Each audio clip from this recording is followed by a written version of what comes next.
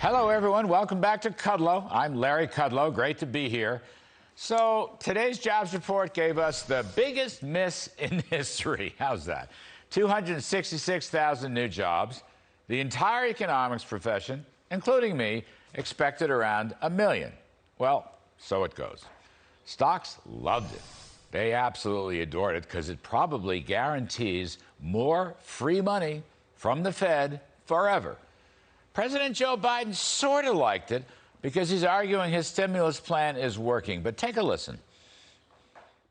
Today's report just underscores, in my view, how vital the actions we're taking are. Checks to people who are hurting, support for small businesses, for child care and school reopening, support to help families put food on the table. Our efforts are starting to work, but the climb is steep, and we still have a long way to go. Well, wait a minute, President Joe. You just had the biggest jobs miss in history, nearly 800,000, all that, lower than expected. So that doesn't sound so great for your stimulus plan, right? Then, of course, not for your tax plan, because you're going to hike $4 trillion in taxes, which doesn't sound like much of a plan if the job market is underperforming. Then again, Mr. Biden argues we need more stimulus in order to bail out the jobs market. Well, heck, he's at $4 trillion. Why stop there? Why not go to $6 trillion? And by the way, all this would be on top of the current services budget spending, which, if I get this right, is around $4 trillion. So you'd be $10 trillion layered on all this other economic stuff, because today's number was only 266,000. It seems like a pretzel twist to me. I really don't understand the logic. I never have. We're going to pour cash into the economy to stimulate, but then we're going to tax cash out of the economy, which is recessionary. So somebody in the West Wing should make up their mind. You want a boom or do you want a bust? Now, you can appreciate the conundrum, folks. Now, putting this all high-level policy stuff aside, hang on. I happen to think today's jobs report was basically a fluke. That's right, a fluke. It doesn't correlate with any other economic statistics, be it housing, manufacturing, services, ISMs, trucking, business capital investment, huge profits. There is a boom out there, and the jobs report just missed it. By the way, the boom is still being led by Trump rules. I want to make this point. Operation Warp Speed, that was the vaccines. Low taxes, minimal regulations, and energy independence. So far, Mr. Biden's plan has not been enacted, except for the $1.9 trillion stimulus, which had a temporary bump up in March consumer spending and jobs. But you're not getting much bang for your buck. Just look at today's number if you're worried about it. Mr. Trump's policies are already leading to higher productivity and real wages, if only they'd be left in place. If it ain't broke, don't fix it. You knew I was going to say that. Now, here's part of today's fluke. Not seasonally adjusted jobs were actually up over 1 million. Let me just repeat that. Not seasonally adjusted jobs were actually up over 1 million. And that's very important. I don't want to go too deep into the weeds, but I'm just noting that the catastrophic pandemic contraction has really screwed up all these seasonal adjustments made by the government. So, you know, this number actually is probably a whole lot higher than folks think. And also, if you look under the hood of the 266,000, you will find that both worker wages and hours worked went up significantly over the past 3 months. For example, hourly wages up 3.4% at annual rate. That's a pretty big increase.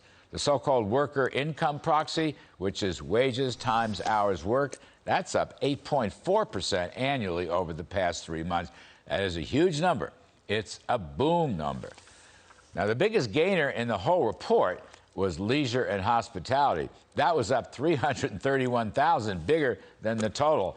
And for the first 4 months of the year, this is important too, first 4 months of the year, jobs have jumped 1.8 million, okay? That's not nothing. And that suggests if the Bidens would just quit meddling with the economy, you could have 4 or 5 million new jobs in 2021, which would be fabulous. Now, here's a bad point stuck in the middle of all this. Long-term unemployment duration, defined as being out of work 27 weeks or longer, that has not really fallen this year. In fact, it may have crept up just a little bit. Overall unemployment has fallen, though it did tick up a bit in April. But again, the long-term unemployment rate is still about 4.2 million. It has basically not changed, maybe even a tad worse. Now, I think this problem can be directly traced to overly generous and overly long unemployment benefits. By the way, you get this from the Small Business NFIB reports.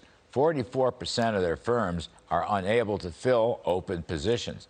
A friend of mine tells the story. His pal owns a string of movie theaters in Texas, and they are reopening, but they can't find anybody who will work at the modest wages necessary because Uncle Sam's paying them much more to stay home.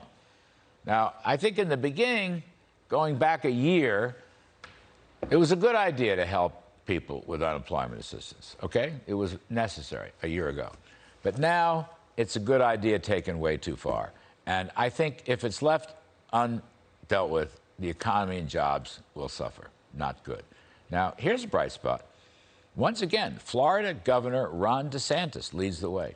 He has the right idea. His report today, an executive order that residents receiving unemployment benefits will be required to once again show proof they're looking for a job. And that is exactly what the federal government should do. But Team Biden insists on a massive expansion of various welfare cash benefit programs that have stripped any work requirements, workfare, or anything of the like.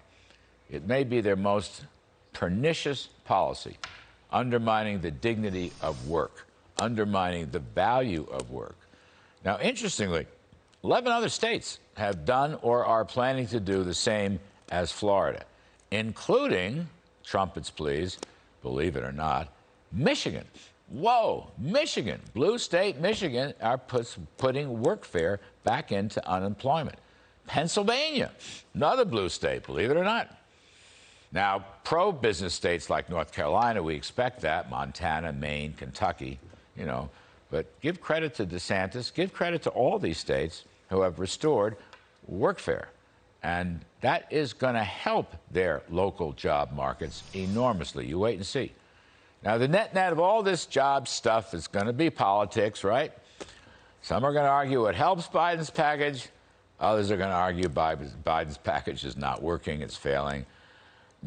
I'm just personally glad jobs are rising. You know, even 266,000, that is not nothing. And that real number really could be closer to 1 million. I just want the American workforce to recover and prosper. And I'm guessing next month you'll see a gigantic number because this month's number was fluky. I'll tell you this, waging war against investment spending, more and more money pumped out by free money from the Federal Reserve, more income transfers with no work requirements, jacking up taxes on everything that moves. That is not a good policy mix. Not a good policy mix. Trump rules would keep this boom alive for another 5 years or more. Biden rules are going to throw a wet blanket over the whole story, and that would be a shame. Americans have already suffered way too much. All right? Now, joining us now.